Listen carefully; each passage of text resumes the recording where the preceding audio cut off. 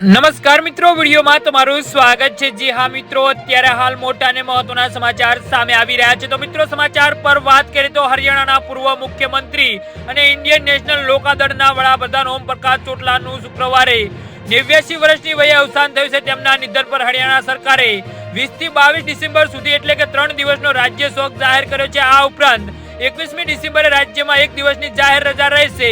જી હા મિત્રો, અત્યારે હાલ દુઃખદ સમાચાર સામે આવી રહ્યા છે।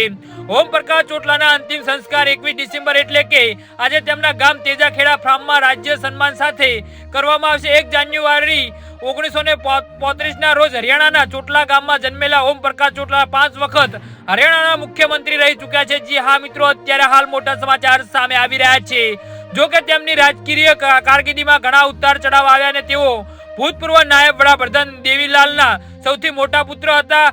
INNDના પ્રવક્તા અનુસાર શુક્રવારે સવારે તેમને અચાનક હેડકી આવવા લાગી હતી અને તબિયત બગડી હતી। તેમને હોસ્પિટલ લઈ જવામાં આવ્યા હતા।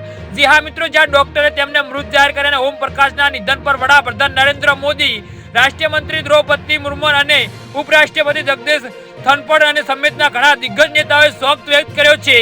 જી હા મિત્રો, તો આના વિશે તમારું શું કહેવું છે તો નીચે અમારી કોમેન્ટ બોક્સમાં જરૂરથી જણાવજો અને અમારી યુટ્યુબ ચેનલને સબસ્ક્રાઇબ કરવાની ભૂલતા નહીં। વિડીયો પૂરો જોવા બદલ તમારો ખૂબ ખૂબ આભાર।